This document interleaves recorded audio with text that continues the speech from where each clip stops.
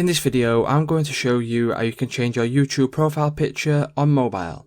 For more tutorials, make sure you subscribe, and let's get right into it. So to change your YouTube profile picture, this is a super simple thing to do. So the first thing you will need to do is head over to your YouTube app. Once you open up YouTube, you will obviously be on your homepage here. And from here, what you need to do is simply go to the top right hand corner to your profile picture. Once you click your profile picture, you will now need to select your channel. Once you select your channel, you'll be on your channel page, and from here, you will have an option to edit channel.